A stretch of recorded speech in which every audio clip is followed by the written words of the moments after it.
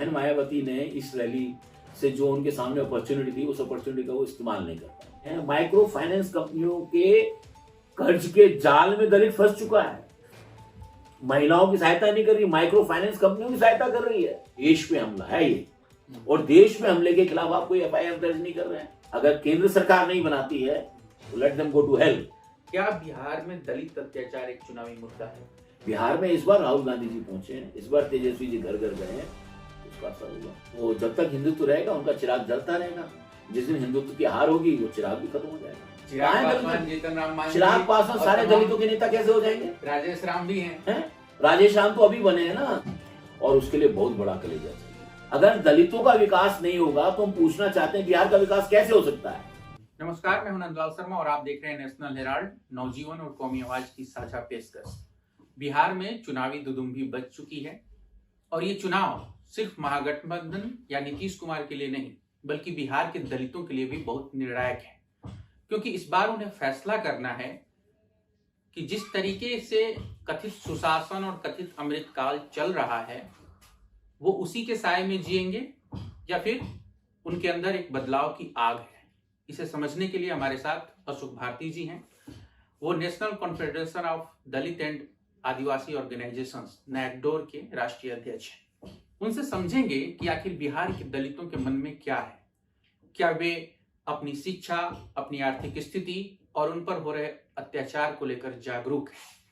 क्योंकि जब 2005 में नीतीश कुमार ने सत्ता की कमान संभाली तो उसके बाद 20 साल तक वो मुख्यमंत्री रहे, और आज वो कहते हैं कि जब हम सीएम बने उससे पहले बिहार में कुछ था जी, सड़कें हमने बनवाई, हाईवे हमने बनवाए, लेकिन इसका एक दूसरा पहलू भी है और उसके सबसे ज्यादा पीड़ित बिहार के दलित, आदिवासी और अति पिछड़े भी रहे हैं।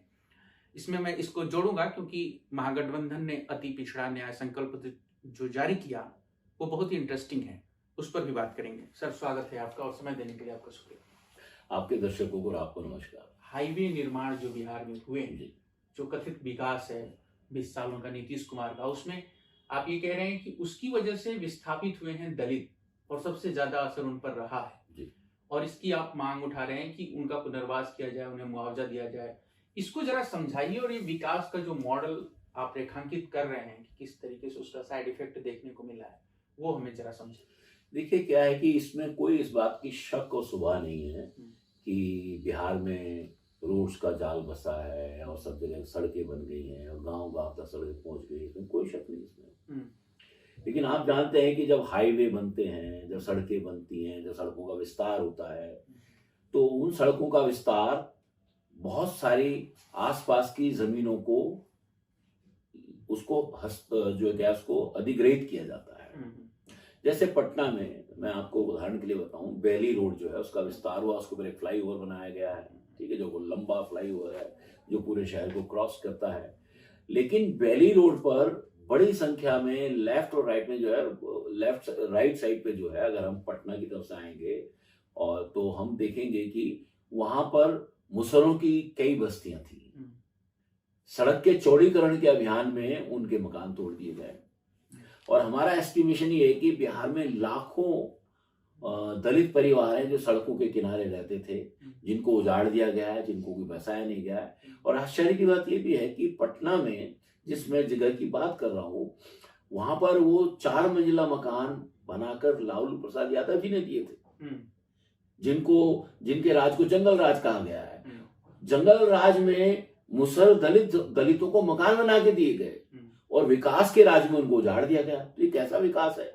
तो इसलिए हमारा मानना यह है कि जो सड़कें बनी हैं ये अच्छी बात है, हम भी चाहते हैं सड़कें बने, लेकिन उसके विक्टिम दलित क्यों बने?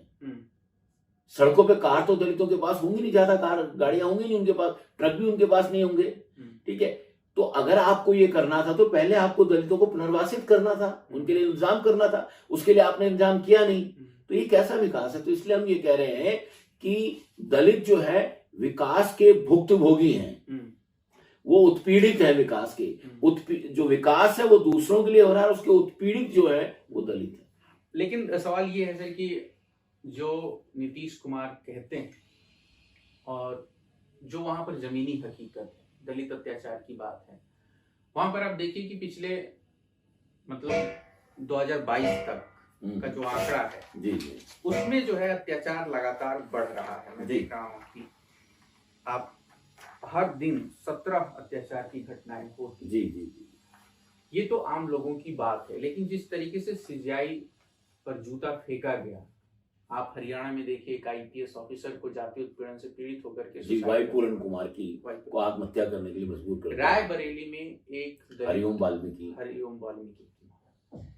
मतलब ये क्या है, हम कहाँ आ गए हैं? ये 11 सालों का क्या हासिल है दलितों के लिए? देखिए मैं जो है आज है ना एक बड़ी इंटरेस्टिंग खबर है अखबारों में। क्या खबर है कि कल तालिबान के फॉरेन मिनिस्टर आए हुए थे, उनके साथ एक प्रेस कॉन्फ्रेंस थी। उस प्रेस कॉन्फ्रेंस में महिलाओं का जाना मना था। तो मैं सोच रहा था कि ये जो सरकार कह रही है कि आप बिहार में महिलाओं को लालच दे रहे हैं, उनको पैसा दे रहे हैं, ठीक है, और देश की राजधानी पे आप महिलाओं का बहिष्कार कर रहे हैं कि महिलाएं जो है पत्रकार सम्मेलन में नहीं जा सकती। तो ये कैसा न्याय है? ये कैसी सरकार है? आप समझिए इस बात को कि 48% जो बलात्कार के केसेस हैं, 473 जो बलात्कार के केस हैं, वो पिछले 3 साल में हुए। इसका मतलब ये है कि सरकार ने पिछले 3 साल में पूरी छूट दे रखी है कि दलितों को मारो, उनके साथ बलात्कार करो, उनके साथ मारपीट करो, उनके साथ अत्याचार करो, पूरी छूट है। तो ये कहाँ है सरकार? कहाँ सुशासन है? क्या सुशासन का मतलब है कि दलित महिलाओं के साथ बलात्कार हो? क्या सुशासन का मतलब है कि दलितों पर अत्याचार हो? क्या सुशासन का मतलब है कि दलितों की हत्याएं की जाएं? क्या सुशासन कहता है कि दलितों को गिरफ्तार दलितों के ऊपर हमले किए जाएं? तो हम यही कह रहे हैं कि जिस विकास की बात नीतीश बाबू अपने आप को सुशासन बाबू और विकास का प्रोधा कहते हैं, तो होगा उनका विकास, किसी का क्या होगा कि हमारे पर तो अत्याचार हो रहे हैं। इसलिए हम ये कह रहे हैं कि, और मजे की बात यह है कि हमें न्याय भी नहीं मिल रहा है, हमारी एफआईआर भी दर्ज नहीं हो रही है। ये तो वो आंकड़े हैं जब दलितों ने लड़ के झगड़ के जो है थाने में जाके, सैकड़ों की संख्या में थाने में जाके केस दर्ज करवाए, वो केस नहीं है। लेकिन मेरा सवाल ये भी है कि जैसे 19% से ज्यादा आबादी दलितों की है बिहार में, और इतनी बड़ी संख्या होने के बावजूद उसमें दुसाध, रविदास, चमार जो जाति है, पारसी, धोबी, हुई, इन सबकी जाति के नेता रहे। आप भोला पासवान शास्त्री को देख लीजिए, जगजीवन बाबू को देख लीजिए, उसके बाद राम सुंदर दास थे, हाँ, रामविलास पासवान, चिराग पासवान, जीतन राम मांझी, यस, सारे लोग हैं। लेकिन फिर भी दलितों का आर्थिक और शैक्षणिक विकास नहीं हो पाता है। आप महिलाओं को देखिए, उनकी जो साक्षरता दर है वो बहुत ही कम है जी। और जिस परिवार का नेता बन गया, आप जीतन राम मांझी को देखिए, उनका पूरा परिवार राजनीति में है जी, और उनकी स्थिति बहुत अच्छी है जी, बाकी सबकी स्थिति खराब है जी। ये कैसे हुआ? मतलब क्या, मतलब किसी ने समाज की परवाह नहीं की जी? देखिए, हमको ये समझना है, मैं समझता हूं कि दलित समाज को ये समझना है कि दलित व्यक्ति का विकास दलित समाज का विकास नहीं। सरकारों को भी ये समझना है कि अगर जीतन राम मांझी के परिवार का विकास हो रहा है, या रामविलास पासवान के परिवार का विकास हो रहा है, या बाबू जगजीवन राम के परिवार का विकास हुआ, इसका मतलब ये नहीं जीतन राम मांझी के परिवार का विकास हो तो इसका मतलब ये नहीं कि सारे मुसर और भुइयाओं का विकास हो गया। अगर बाबू जगजीवन राम के परिवार का विकास हो, इसका मतलब ये नहीं सारे रविदास और सारे चमारों का विकास हो गया। अगर मान लीजिए रामविलास पासवान के परिवार का विकास हुआ तो इसका मतलब ये नहीं सारे दुसाधों का विकास हो गया। तो हमें समझना है कि दलित व्यक्ति का विकास और दलित समाज का विकास दो डिफरेंट फिनोमिना है। और हमारा संविधान समाज के विकास की बात कर रहा है, विकास व्यक्ति के विकास की बात नहीं कर रहा है। और मैं समझता हूं कि केंद्र सरकार और राज्य सरकारें इस बात को समझने में नाकामयाब रही हैं। मैं अगर पूछना चाहूं, क्या जनता दल यू के पास दलितों के विकास के लिए कोई रणनीति है? क्या उनकी कोई नीति है दलितों के विकास के लिए? या भारतीय जनता पार्टी से पूछना चाहूं, क्या उनके पास दलितों के विकास की कोई, उन्होंने दलितों के विकास के लिए कोई अपनी नीति बनाई है, पॉलिसी बनाई है? अगर मैं रामविलास चिराग पासवान जी से पूछना चाहूं, क्या कि उनकी पार्टी जो लोक जनशक्ति पार्टी, क्या उसके पास कोई दलितों के विकास के लिए कोई रणनीति है, कोई उनकी नीति है उनके ऊपर?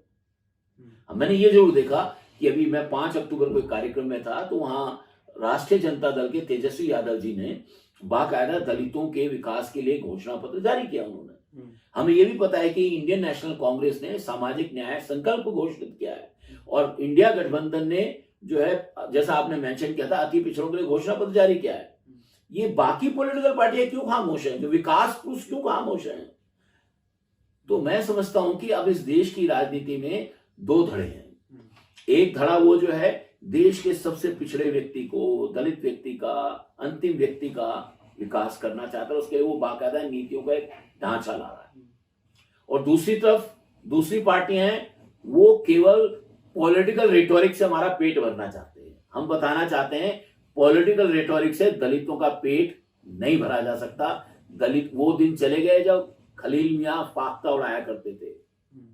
अब दलित इस बात को समझता है कि विकास की क्या अवधारणा है और हमारा विकास हमें पता है, हमारे से पूछकर ही होगा। अब जैसे कि आपने अभी बात कही, नेताओं की बात की आपने, तो जो आप बात कह रहे हैं कि दो धड़े हैं, जितना क्लियर आप हैं, क्योंकि जब आप बिहार में दलितों के बीच गए होंगे, तो क्या बिहार का दलित भी इतना ही क्लियर है? मैं सारी जातियों की बात कर रहा हूँ, जी, पासवानों की नहीं। देखिए, मैं समझता हूं कि मुसहरों को ये बात अच्छी समझ में आती है कि जीतन राम मांझी के परिवार का विकास हो रहा है लेकिन मुसहरों का विकास नहीं हो रहा। दुसाधों को ये बात समझ में आती है कि रामविलास पासवान और उसके भाई भतीजे, उसके परिवार का विकास हो रहा है लेकिन दुसाधों का विकास नहीं हो रहा। रविदास समाज को ये समझ में आती है कि उनका विकास नहीं हो रहा है। तो जातियों को ये बात समझ में आती है कि उनके नेताओं का विकास हो रहा है लेकिन उस समाज का विकास नहीं हो रहा। और इसीलिए मैं समझता हूं कि बिहार में दलितों में काफी असंतोष है, वो काफी डिससेटिस्फाइड है। पॉलिटिकल डिस्पेंसेशन से 20 साल से नीतीश कुमार जी की सरकार है, उन्होंने कहा कि महादलित बना के एक महासपना दिखाया उन्होंने। उस महासपने का नतीजा क्या हुआ? दलितों में 62% लोग अभी अंगूठा टेक हैं। Maternal mortality rate, child mortality rate, विकास के ह्यूमन डेवलपमेंट इंडेक्स सारे के सारे सबसे खराब हैं। बिहार में दलितों की आबादी में तीसरा राज्य है जहां सबसे ज्यादा आबादी है। बिल्कुल। पहला राज्य उत्तर प्रदेश है, दूसरा राज्य पश्चिम बंगाल है और तीसरा राज्य बिहार है, जिसमें 8.5% पूरे देश के 8.5% दलित केवल बिहार में रहते हैं। उनकी आबादी करीब करीब 2.25 करोड़ है, वहां पर 2 करोड़ के आसपास है और हर 5वां व्यक्ति बिहार में दलित है। अगर दलितों का विकास नहीं होगा तो हम पूछना चाहते हैं बिहार का विकास कैसे हो सकता है? जब दलितों का विकास नहीं होगा तो ये बताएं बिहार में फिर किसका विकास होगा? बहुत इंटरेस्टिंग बात आपने कह दी। और जब आप कहते हैं कि भूमिहीन बहुत हैं बिहार में, उनके पास जमीन, तो बात होती है कि संसाधन किसके पास?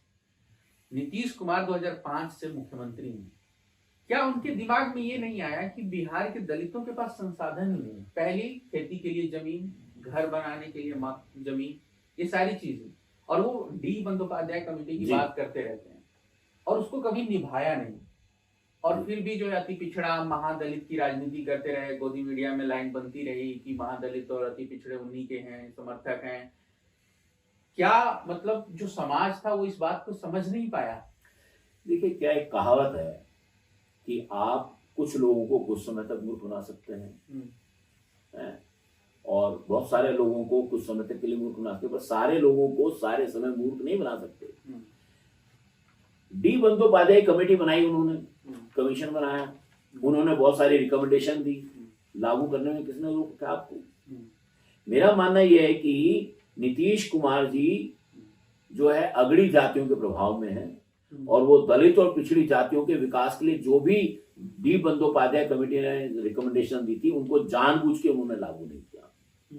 आपको ये भी होगा कि भूदान में बहुत सारी जमीनें दलितों को पार्टी देगी, कम से कम वो भूदान की जमीन ही दलितों को दिला देते, भूमिहीनों को दिला देते, वो भी नहीं दिलाई। तो मेरा मानना यह है कि सरकार जमीन बांटने के बारे में कभी सीरियस थी नहीं। और मैं आपको बताना चाहता हूं कि पूरे बिहार में करीब 0.6% के मिलियन हेक्टेयर जमीन है जो दलितों के पास है, जो उनकी आबादी का मुख्य 7% के आसपास है। तो जमीन का ये जो असमान वितरण बंटवारा है, उसका वो असमान वितरण बंटवारे के लिए जो पॉलिटिकल कन्विक्शन चाहिए, ऐसा नहीं सरकार के पास जमीन नहीं है, सरकार के पास लाखों हेक्टेयर जमीन सरकार के कब्जे में है। अब हम पूछ रहे हैं जब सरकार के पास लाखों हेक्टेयर जमीन है तो आप बांट क्यों नहीं रहे? कौन बांटेगा उसको?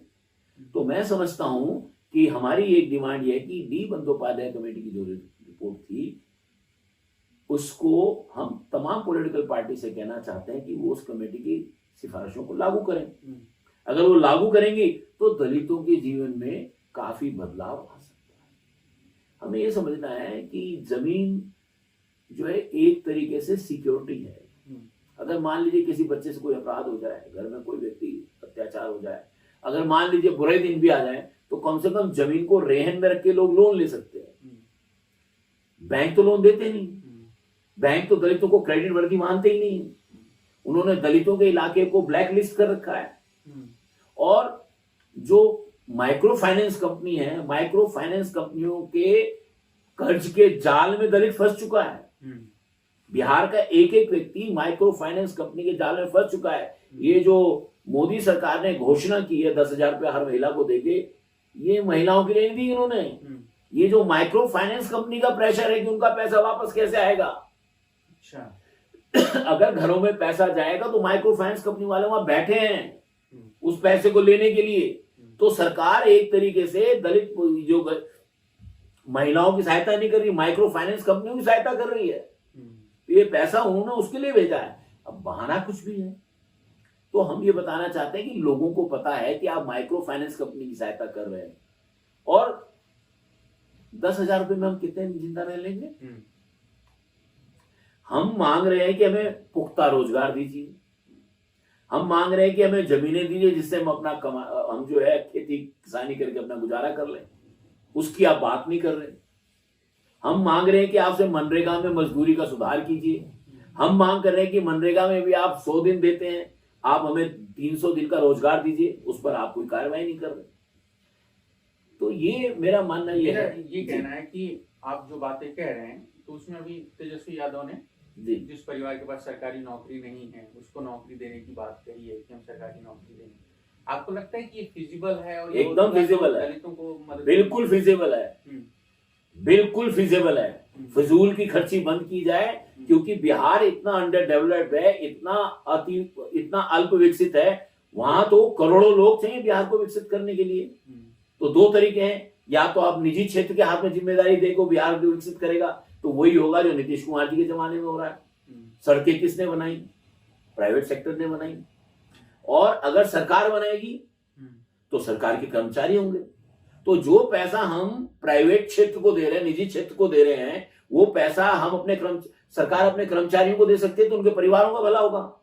दूसरा हमें यह भी समझना है कि उन्होंने कहा प्रत्येक परिवार को देंगे, तो किन परिवारों में सरकारी नौकरियां नहीं पहुंची हैं? ये वो परिवार हैं जो दलित परिवार हैं, जो मुसर परिवार हैं, जो अति पिछड़ी जातियों के परिवार हैं, उनको सरकारी नौकरियां नहीं मिली है। चूंकि उनको सरकारी नौकरियां नहीं मिली हैं तो सरकार में उनका हस्तक्षेप भी नहीं है। तो आप ये कह रहे हैं कि दलितों और अति पिछड़ों के लिए मास्टर स्ट्रोक है? बिल्कुल, ये मास्टर स्ट्रोक नहीं, सबके लिए मास्टर स्ट्रोक है। कि बहुत सारे जो गरीब परिवार हैं, जो दलित परिवार हैं, जो अति पिछड़े हैं, जो पिछड़े हैं, जिनके घरों में सदियों से कोई व्यक्ति सरकार की नौकरी में नहीं गया है। ना राजा रजवाड़े के जमाने में, आपको पता होगा राजा रजवाड़ों के जमाने में तो हमें सरकार में जाने की वो ही नहीं थी। तो बिहार में अभी भी जो है 90-70-75% जो सेवाएं, जो सरकारी नौकरियों में, वहां के कायस्थों का बड़ा प्रभाव है, वहां ब्राह्मण का, भूमिहार का सबसे ज्यादा प्रभाव है, और पिछड़े और दलितों के पास कोई हिस्सेदारी नहीं है। तो मैं समझता हूं कि जो तेजस्वी जी ने वायदा किया, हम उनका धन्यवाद करना चाहते हैं कि कम से कम हर घर में एक व्यक्ति जाएगा तो उसको सरकार की योजनाओं का पता लगेगा, सरकार कैसे काम करती है वो पता लगेगा। बार बार एक चीज हमारे सवाल जवाब के क्रम में आ रही है, संसाधनों में हिस्सेदारी। राहुल गांधी भी इसी की बात करते हैं कि मीडिया में हिस्सेदारी, कॉर्पोरेट में हिस्सेदारी, तमाम जगहों पर हिस्सेदारी। तो जब ये हिस्सेदारी की बात हो रही है और आपकी रिपोर्ट है वो कह रही है कि हिस्सेदारी मिलनी चाहिए, राजनीतिक हिस्सेदारी 52 सीटें मिलनी चाहिए, वर्तमान में 40 सीटें हैं। बिल्कुल, नेता बन जाने से समाज का भला होगा या एजुकेशन मिल जाने से समाज का भला होगा? देखिए, मैं समझता हूं कि कोई समाज पिछड़ा इस वजह से भी रहता है कि उसके पास नेतृत्व नहीं होता। बिहार में नेतृत्व नहीं है। मैं कह रहा हूं दलितों के पास नेतृत्व है ही नहीं। वो चिराग पासवान, जीतन राम मांझी, चिराग पासवान सारे दलितों के नेता कैसे हो जाएंगे? राजेश राम भी हैं। राधेश्याम तो अभी बने हैं ना। ये और दूसरा हमें ये समझना है कि जो समाज इतना ज्यादा पिछड़ा हुआ है उसको तो लाखों लाख लीडर चाहिए, 2-4 विधायक थोड़ी चाहिए उसको। हमें समझना है 2-4 विधायक थोड़ी चाहिए उनको। अब मैं बताऊं आपको कि पिछली बार की जो डिलिमिटेशन उसके हिसाब से बिहार में 38 जो है विधायक हैं शेड्यूल कास्ट के, 2 विधायक हैं शेड्यूल ट्राइब के। पर ये उस आबादी के आधार पर जो 2011 की थी, जो 2001 की थी। लेकिन अभी जो बिहार सरकार ने आंकड़े निकाले हैं उसके हिसाब से हमारी आबादी 20% है, उसके हिसाब से हमें 50 सीटें चाहिए। तो इसका मतलब है हमारे तो हक मारी हो रही है। ये हमारा हक कौन मार रहा है? बेसिकली प्रीमाइज ये है, जिस समाज के पास जितने ज्यादा लीडर होते हैं, सामाजिक लीडर, पॉलिटिक्स के भी लीडर, इकोनॉमिक एरिया में लीडर, मीडिया में लीडर, प्रोफेशनल सरकार में लीडर, तो जितने ज्यादा लीडर होंगे उतना ज्यादा समाज विकसित होता है। लेकिन उसके लिए ये सबसे जरूरी है कि उस समाज के पास पर्याप्त शिक्षा हो, उसके पास पर्याप्त ज्ञान के संसाधन हो। अनफॉर्चुनेटली दलित समाज, मैं आपको बताऊं, हायर एजुकेशन में बिहार में हमारी आबादी 20% है, करीब 20% शुरू कर दी, लेकिन हायर एजुकेशन में हमारे केवल 5.3% के करीब बच्चे हैं। तो इसका मतलब ये है कि हमारे 15% बच्चे हायर एजुकेशन में जा ही नहीं पा रहे। तो ये क्या है? तो अगर हमारे बच्चे हायर एजुकेशन में नहीं जाएंगे तो बड़ी नौकरियों में कैसे जाएंगे, सरकार के बड़े ओहदों पे कैसे पहुंचेंगे? तो इसके लिए कोई प्रयास नहीं है। मैं ये पूछना चाह रहा हूँ कि बिहार और यूपी के दलितों की शैक्षिक और आर्थिक स्थिति में अंतर है, आपके पास कोई ऐसी जानकारी? बहुत फर्क है। उत्तर प्रदेश का दलित बिहार के दलित से कम से कम ड्योड़ा बेहतर है। बेहतर है ना? बिहार का दलित हाँ। उत्तर प्रदेश के दलित के मामले में काफी पिछड़ा हुआ है, और इसीलिए बिहार का जो उत्तर प्रदेश के दलित ने अपनी सरकार बनाई उत्तर प्रदेश में। बिहार का दलित ने 5-5 बार 4-4-5-5 बार मुख्यमंत्री हुए, लेकिन वो टिक नहीं पाए। यहीं पर एक अंतर मैं महसूस करता हूं कि जो पॉलिटिकल लीडरशिप थी उसने जगाया यूपी के में, और बिहार में लोगों ने ये नहीं किया। और उसकी वजह है कि आज एजुकेशन में भी पिछड़े हुए हैं, परचेजिंग पावर भी नहीं है, मजदूर हैं, 6,000 रुपया कमा करके जीवन जी रहे हैं। आपको लगता है कि किसी पॉलिटिकल पार्टी में, मैं सबकी बात कर रहा हूं, जी, ऐसा विल पावर है कि वो जमीनों का बंटवारा कर सके, संसाधन दे सके? और मैं इसलिए भी कह रहा हूं कि अभी आप देख रहे होंगे कि चुनाव से 1-1.5 साल पहले बिहार में जमीनों का सर्वे हो रहा था, किसके पास कितनी जमीन है। और उसमें सरकार को मजबूर होकर के एक तरीके से बैकफुट पर जाना पड़ा, लोगों को बोलना पड़ा आप जब कागज ले आइए तब अपडेट करवा लीजिए। एक तरीके से वो बैकफायर कर गया नीतीश कुमार के लिए। क्या इसमें सिर्फ एक कारण ये रहा कि लोगों के पास कागज नहीं थे, या सामाजिक दबाव भी था? देखिए, कागजों का इशू नहीं है, ये राजनीतिक इच्छा शक्ति का इशू है। और ये समाज, देखिए भूमि का जो मसला है, लैंड का जो मसला है, वो एक बड़ा रूपांतरणकारी मुद्दा है, और उसके लिए बहुत बड़ा कलेजा चाहिए। मुझे नहीं लगता भारत की राजनीति में किसी पॉलिटिकल पार्टी के पास इतना बड़ा कलेजा है कि जो उसको कर सके। लेकिन इसको किए बिना, एग्रेरियन रिफॉर्म किए बिना, इस देश में संसाधनों में जो है न्यायपूर्ण संसाधनों का बंटवारा नहीं हो सकता। अब मैं समझता हूं कि पुरानी लीडरशिप तो नहीं कर पाई। क्या ये जो यंग लोग जो लीडरशिप में आ रहे हैं, चाहे वो तेजस्वी यादव हो, चाहे वो राहुल गांधी हो, या कोई और हो, क्या ये लोग ला सकते हैं? तो हमारी उम्मीद है उनसे। जैसे कि अभी बहुत ज्यादा चर्चा है दलित अत्याचार की, सीजेआई तक जो है अपमानित हो रहे हैं, जूता फेंका जा रहा है, लोगों को पीट के मॉब लिंचिंग हो रही है। क्या बिहार में दलित अत्याचार एक चुनावी मुद्दा है? बिल्कुल, बिहार में दलितों पे अत्याचार एक चुनावी मुद्दा है, था और रहेगा। इसकी गूंज मीडिया में क्यों नहीं सुनाई देती है? ऐसा क्यों है कि मतलब यूपी में जो है 2024 का चुनाव देखिए, संविधान के मुद्दे पर एकदम दलित आंदोलित था, और वो एक तरीके से इंडिया गठबंधन के साथ गया, जबकि बिहार में ऐसा रिजल्ट नहीं देखने को मिला। ऐसा लगा कि शायद जो है एनडीए के पक्ष में रिजल्ट चला गया, और देख लीजिए सीटों का भी। नहीं, मैं समझता हूं कि हमको ये समझना पड़ेगा कि 2024 के चुनाव की जिसकी आप बात कर रहे हैं, दलितों ने तो अपना जोर लगा के इंडिया गठबंधन को वोट दिया। लेकिन क्या इंडिया गठबंधन उनका वोट लेने के लिए उनकी मांगों को उसने शामिल किया था 2024 में? राहुल गांधी तो न्याय की बात कर रहे थे। देखिए, न्याय एक अलग चीज है और ठोस मुद्दे एक अलग बात है। अभी हम जो बात कर रहे हैं, हम ठोस मुद्दों की बात कर रहे हैं, हम 20 सूत्रों की बात कर रहे हैं, वो ठोस हैं, वो दलितों की जिंदगी को बदलने वाले हैं। हमें ये समझना, पॉलिटिकल पार्टी जब तक एमॉर्फस रहेंगी, एम्बिगुअस रहेंगी, तब तक दलितों को बात समझ में नहीं आएगी। उनको समझना है कि दलितों को समझाने के लिए आपको ट्रांसपेरेंटली बहुत clear cut and short term में, शॉर्ट शब्दों में बताना पड़ेगा कि हम ये करने वाले हैं। जैसे इंडिया गठबंधन ने कहा कि हमारी सरकार बनेगी, हर 3 महीने में हम दलित समाज के लघु प्रतिष्ठित लोगों के साथ एक बार मीटिंग करेंगे। उसने उम्मीद जगाई, अरे अगर हमारे लोग जाएंगे, बातचीत करेंगे तो कुछ होगा। ये कहा कि हम अम्बेडकर मिशन बनाएंगे लोग, तो इस क्लियर टर्म्स में होगा। और दूसरा देखिए कि जब राहुल गांधी जी ने संविधान की बात की और हमने संविधान यात्राएं की थी, आपकी जानकारी के लिए बताऊं कि 2020 में नैकडोर ने 26 जनवरी 2020 में बाबा साहब डॉक्टर अम्बेडकर का जो महापरिनिर्वाण स्थल है 26 अलीपुर रोड से, हमने संविधान सम्मान यात्रा निकाली थी। पार्टियों ने उस एजेंडे को बाद में अडॉप्ट किया है, हम तो पहले से कर रहे थे। वो पहले से हम बिहार में, मध्य प्रदेश में घूम रहे थे, तो दलितों में तो चेतना थी। पॉलिटिकल पार्टी से हम ये उम्मीद करते थे कि संविधान की चेतना के बाद वो क्या ठोस डिलीवर करेंगे। नहीं, मैं बिहार के, स्पेसिफिक बिहार के लिए बात कर रहा हूँ। मैं बता रहा हूँ बिहार का, बिहार तक पहुंचे ही नहीं। बिहार में इस बार राहुल गांधी जी पहुंचे हैं, इस बार तेजस्वी जी घर घर गए हैं, तो उसका असर होगा। असर होगा आपको लगता है? बिल्कुल असर होगा। तो फिर जो है चिराग पासवान का क्या होगा? चिराग पासवान जी की चिराग जलता रहेगा। उनकी चिराग में तेल पानी तो हिंदुत्व का है। अच्छा, ओके। तो जब तक हिंदुत्व रहेगा उनका चिराग जलता रहेगा। जिस दिन हिंदुत्व की हार होगी वो चिराग भी खत्म हो जाएगा। आप ये बड़ी बात कह रहे हैं और बड़ा आरोप लगा रहे हैं एक तरीके से कि वो हिंदुत्व की राजनीति करते हैं। क्या बात कर रहे हैं आप? मैं थोड़ी कह रहा हूं। उनके सांसदों की संख्या देखो, उनके सारे मोटिव देखो, उनके हाथों के कलावे यहां तक लगे हुए हैं, उनके माथे पे तिलक देखो, बिना तिलक के वो दलित समाज में जाते नहीं। वो राम जी के हनुमान है, वो तो वो हनुमान है। राम है तो हनुमान है, जिस दिन राम हारेगा हनुमान भी जाएगा।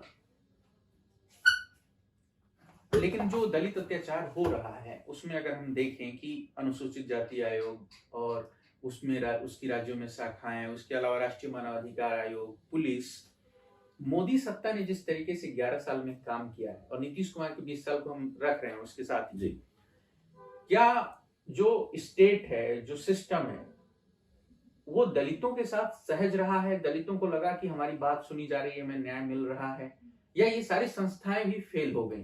देखिए, हम तो अपने एग्जाम्पल से बता सकते हैं। हाँ। नैकडोर पिछले, जब से प्रधानमंत्री जी प्रधानमंत्री बने, हम उनके साथ मिलने की कोशिश कर रहे हैं। 11 साल हो गए, हम फेल हो गए। हम नैकडोर लड़ झगड़ कर प्री बजट मीटिंग में, वित्त मंत्री के साथ प्री बजट मीटिंग में जाता था। इस सरकार ने वो भी हमारा बंद कर दिया। ठीक है, इसका मतलब ये सरकार कम्युनिटी के साथ एंगेज नहीं करना चाहती। अच्छा, जब कोई सरकार कम्युनिटी के साथ एंगेज नहीं करना चाहती तो इसका मतलब वो सुनना नहीं चाहती हमको। तो ये बात तो साफ है। मैं आपको बताना चाहता हूं कि इन मोदी जी के आने से पहले अमूमन हर साल हमारी प्रधानमंत्री जी के साथ नैकडोर का एक मीटिंग होता था। हम बाकायदा अपनी डिमांड उनको देते थे। बहुत सारी डिमांड जो हमने डॉक्टर मनमोहन सिंह जी को दी थी, वो इस सरकार में भी लागू हुई है।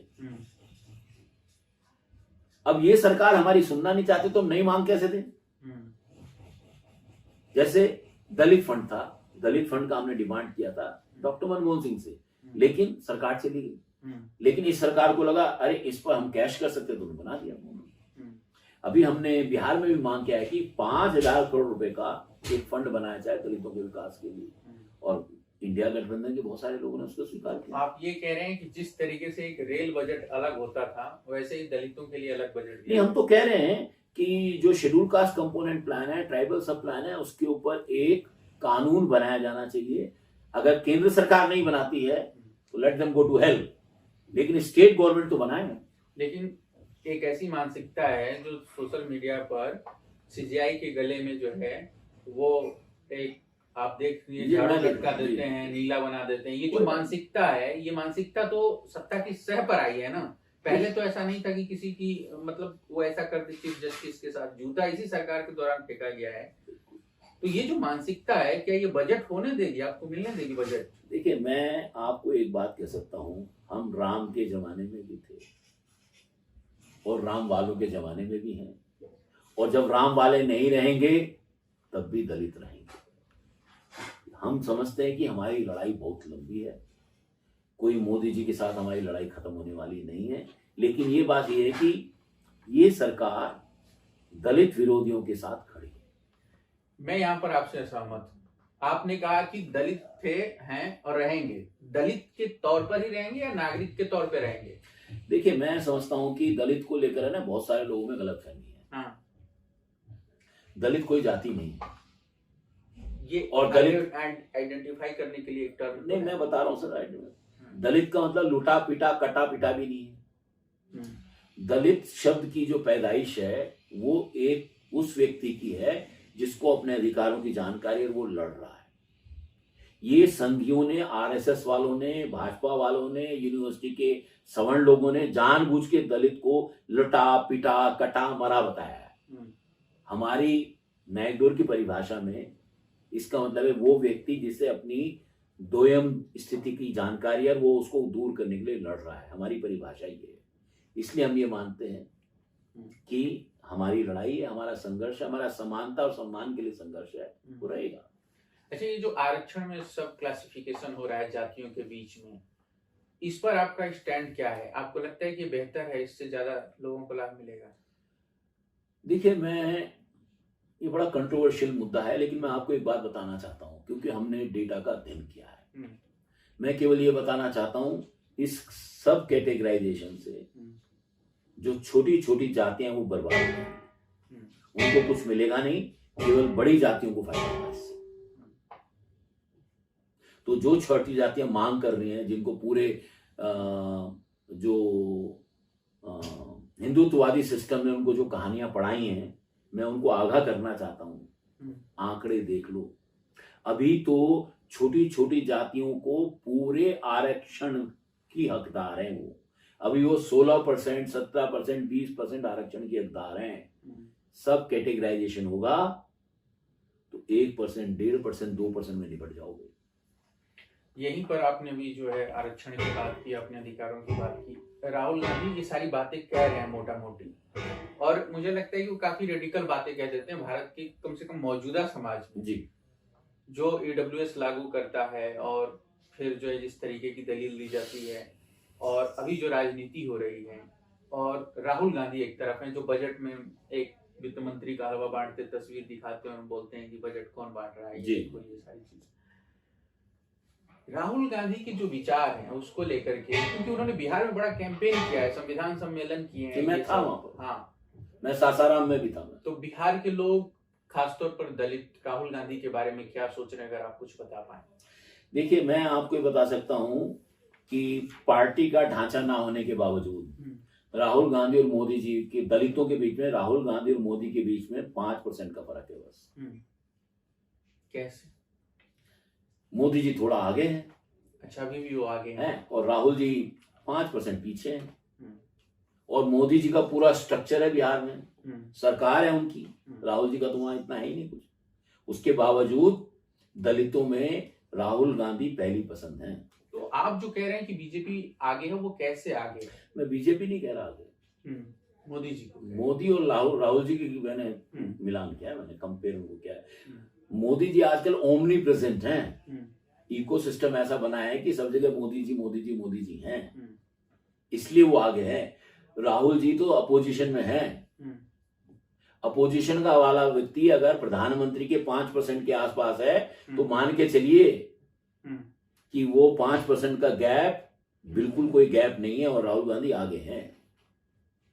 हमने बिहार में दलितों के द्वारा सर्वे किया था, ये उस सर्वे के आंकड़े बता रहा हूं मैं आपको, ये हमने जुलाई में किया था। तब राहुल गांधी जी ने यात्रा नहीं की थी। हम दूसरा भी सर्वे करना चाहते थे पर हम साधन का इंतजाम नहीं कर पाए, नहीं तो हम सर्वे कर लेते, पता लग जाता। एक इंटरेस्टिंग रैली अभी हुई लखनऊ में जी। अब हम लोग इंटरव्यू के आखिर में, और मायावती जी ने कहा कि बिहार में हमको जिताइए, दूसरे राज्यों में भी हमको जिताइए। उन्होंने कहा कि तमाम जातिवादी पार्टियां हैं, स्वार्थी हैं, बिकाऊ लोग हैं, नए नए लोग आ गए हैं।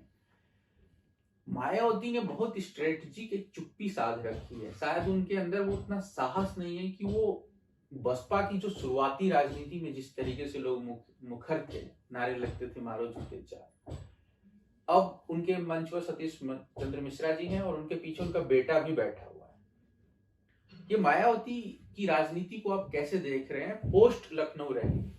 देखिए, मैं समझता हूँ कि मायावती की राजनीति के साथ इंडिया गठबंधन को एंगेज करना चाहिए। अनफॉर्चुनेटली ऐसा होता नहीं है, या मायावती नहीं चाहती। उन्होंने कहा कि हम अकेले चुनाव लड़ेंगे। देखिए, मैं समझता हूँ कि अगर कोई गली मोहल्ले का नेता अगर मायावती के साथ एंगेज करना चाहेगा तो मायावती क्यों एंगेज करेगी? मायावती जी एक समय पूरे महागठबंधन में साथ थी ना, सोनिया गांधी जी, राहुल जी सब थे ना मंच पे। तो मैं समझता हूँ मायावती को लेकर लोगों में बहुत गलतफहमी है। अभी जो उनका रैली हुई है उस पर भी लेके काफी चर्चा हुई है। वो 1.5 घंटे से ज्यादा का भाषण है, पर मीडिया केवल एक छोटी सी बात को प्रचारित कर रहा है। उन्होंने 10 बार उन चीजों पे अटैक किया है जो भारतीय जनता पार्टी की आत्मा पे अटैक है। हम उस अटैक को नहीं देख रहे। नहीं, वो कह रहे हैं कि ये पीडीए की बात नहीं करते थे, सत्ता में रहते थे, तो अब बात कर रहे हैं अखिलेश यादव। तो पीडीए में तो दलित भी है ना। सुनिए ना, वो तो उनकी वो एक अलग पॉलिटिकल पार्टी है ना। आप अपने फैसले, आप अपने निर्णय, आप अपने कंक्लूजन क्यों निकाल रहे हैं? कंक्लूजन तो तब निकलेंगे ना जब 2 पार्टियां या 2 धड़े आपस में मिलकर बैठेंगे। भाषण से क्यों कंक्लूजन निकाल रहे हो? आप भाषण सुन के किसी के साथ एंगेज नहीं करेंगे क्या? अब ब्राह्मण हमको रोज गाली देता है, देता ही नहीं देता, पर हम आपके उसके साथ एंगेज नहीं करेंगे। मैं कह रहा हूं एंगेजमेंट ना करना कोई रणनीति नहीं है, एंगेज करना ही रणनीति है। हम अपने दुश्मन के साथ बात करते हैं। भारतीय जनता पार्टी के साथ पार्लियामेंट में बात होती है नहीं होती है? तो मायावती के साथ क्यों नहीं हो सकती है? आपको ये समझना है। मुझे मायावती चुनाव याद है जब कांग्रेस पार्टी मायावती के साथ गठबंधन के लिए बातचीत कर रही थी और अखिलेश यादव ने मीडिया के सामने ये कहा था कि उनसे बातचीत हो रही है। तो क्या मायावती को नहीं उस समय लगा कि हो सकता है कि उनको शर्तें पसंद नहीं हो? हम ये क्यों मान के चलते हैं? जैसे आपने एंगेजमेंट की बात की, तब मैंने बताया लोगों ने आउटरीच किया, क्या पाइए? मैं समझता हूं कि किसी भी पॉलिटिकल पार्टी, दलितों को देखो क्या है कि दलितों के बारे में लोगों की समझ नहीं है, दलित नेतृत्व के बारे में भी समझ नहीं है। वो केवल अपनी पार्टी के दलित नेताओं को समझते हैं, जिनको कभी भी हाँक सकते हैं, जिनको कभी भी उठा सकते हैं, जिनको कभी भी चला सकते हैं। आप एक नेशनल पॉलिटिकल पार्टी के व्यक्ति को अगर एंगेज करना चाहते हैं, पार्टी के साथ एंगेज करना चाहते हैं, तो आपको उसकी एंगेजमेंट के क्या तरीके होंगे उस पर क्रिएटिवली सोचना पड़ेगा। मैं ये बहुत कैटेगोरिकल तरीके से कह रहा हूं। मैं आप अपोजिशन को बहुत क्रिएटिवली सोचना पड़ेगा मायावती को कैसे एंगेज करें। आप अगर रणनीति है, अगर आप सुझाव देना नहीं, अगर कोई हमसे पूछेगा हमने आमने सामने तो हम सुझाव देंगे, लेकिन वो इंटरव्यू में नहीं हो सकता। नहीं, फिर भी अगर आप देखिए उनसे जो डील करने, आपने कहा कि क्रिएटिवली, राजनीतिक पार्टियों को बहुत सारी चीजें पता होती है, मैं ये मानता हूँ। तो अगर उनसे संपर्क हो रहा होगा तो लोग अपने हिसाब से कर ही रहे होंगे। हाँ, तो हो सकता है कि हमारा जो संपर्क है वो इफेक्टिव ना हो। अच्छा, ये भी तो हो सकता है, नहीं हो सकता है। वैसे कहा गया कि वो काफी योगी आदित्यनाथ के प्रति सॉफ्ट थी और उन्होंने सीजेआई को लेकर के, आज मैंने देखा कि पूरन कुमार का जो मामला है उस पर उन्होंने एक लंबा ट्वीट किया है। देखिए, कोई भी दलित व्यक्ति जो है ना, चाहे वो बहन जी हो, चाहे भाई जी हो, चाहे कोई भी हो, दलित व्यक्ति इस बात पर बड़ा उद्वेलित है कि सीजेआई पे जूता मारा गया। मेरी समझ ऐसी कि सीजेआई पे जूता नहीं है, ये भारत सरकार के ऊपर जूता है, क्योंकि सीजेआई तो कोई व्यक्ति नहीं है, वो तो इंस्टीट्यूशन है। तो इंस्टीट्यूशन में अगर आज उन्होंने गवई को दलित मार के जूता मारा है, ऐसा मारा है, तो कल को कोई दलित जो है, कोई ब्राह्मण अगर सीजेआई बैठेगा तो उसके मुंह पे जूता मार देगा तो क्या करेंगे आप? तो समझना है हमें इस बात को। हाँ। तो ये इंस्टीट्यूशन पर हमला है, ये व्यक्ति पर हमला नहीं है।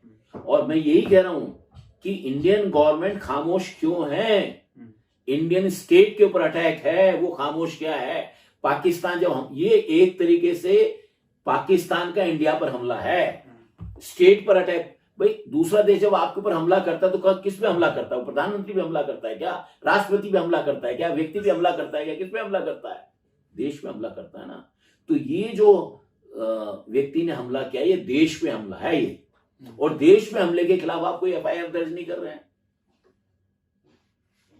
और जानबूझकर हिंदुत्ववादी इसको दलित बनाम मुद्दा बना रहे हैं। मुद्दा ये दलित का है ही नहीं, ये मुद्दा देश पर हमला है। नहीं, मारने वाले ने कहा सनातन का अपमान नहीं सहेंगे, और आप देखिए कि तमाम नेता जो कहते हैं कि सनातन, मैं कह रहा हूं वो तो उसकी आड़ में छुप रहे हैं। आपके सर्वोच्च न्यायालय में जूता मारा और वो सनातन की आड़ में छुप रहा है, और आप ये पहचान नहीं पा रहे कि ये देश में हमला है, क्योंकि आप इमोशनल हो गए, आप रैशनल होकर सोच ही नहीं रहे। ये भी तो हो सकता है ना कि जो विचारधारा है वो स्टेट की और इस समय जो जूता मारने वाले की एक ही है। मैं कह रहा हूं कुछ भी होगा, लेकिन स्टेट को यह समझना है कि अगर स्टेट अपने खिलाफ किसी को खड़ा कर रही है तो स्टेट कितने दिनों तक चलेगा? तो अनार्की हो जाएगी, अराजकता हो जाएगी।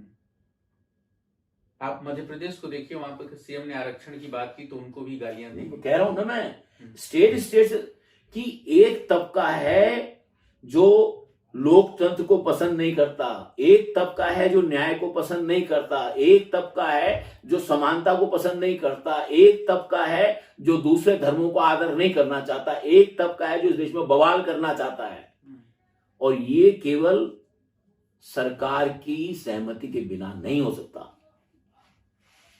तो आपको लगता है कि मायावती जो है यूपी की राजनीति में 2027 में मजबूती से वापसी कर पाएंगे? अभी तो मैं इस बारे में अभी कुछ कहना बड़ा मुश्किल है, क्योंकि मैंने वो रैली भी देखी थी। मेरा मानना है कि बहन मायावती ने इस रैली से जो उनके सामने अपॉर्चुनिटी थी, उस अपॉर्चुनिटी का वो इस्तेमाल नहीं कर पाए। कैसे? देखिए, पूरे उत्तर प्रदेश से लोग आए थे, कोई उम्मीदें तो दे नहीं पाई है लोगों को। लोग तो उम्मीद के साथ आए थे। जब लोग उम्मीद के साथ आते हैं और जब उम्मीदें पूरी नहीं होती तो वो निराश होकर जाते हैं। तो आप ये कह रहे हैं कि उन्होंने, जो यूपी के दलित हैं, पूरे देश के दलित हैं, उनको ये तो कह दिया कि आप 2027 में और बाकी राज्यों के चुनाव में हमको जिताइए, लेकिन कोई उम्मीद की जो बात है, वो कन्विक्शन नहीं है ना, वो कन्विक्शन दिखाई देना चाहिए ना। तो ये जो कन्विक्शन दिखाई देना चाहिए, ये कहां से आएगा सर, जब वो बोलेंगी नहीं, मुखर नहीं होंगी? नहीं, वो तो मुझे लगता है कि कल रैली, परसों रैली खत्म हुई है, अब हफ्ता 10 दिन देखते हैं, कन्विक्शन नजर आता है। अभी तक तो मुझे, अगर कन्विक्शन होता तो अगले दिन ही खबर आ जाती। अभी तक तो आई नहीं कोई खबर। बिहार पर हमने काफी लंबी बातचीत की और विस्तार से हमने समझने की कोशिश की कि बिहार में दलितों के सामने मुद्दा क्या है, क्या दलित अत्याचार मुद्दा है, क्या आरक्षण मुद्दा है, और इस चुनाव में दलितों के लिए क्या मैटर करता है। नैकडोर के राष्ट्रीय अध्यक्ष अशोक भारती जी ने अपने विचार रखे, और मुझे लगता है कि ये वीडियो आप लोगों को पसंद आएगा, तो इसे दोस्तों के साथ शेयर करें, चैनल को सब्सक्राइब करें। आप सबका सपोर्ट हम लोगों के लिए बहुत मायने रखता है। आप सबका शुक्रिया, नमस्कार, धन्यवाद।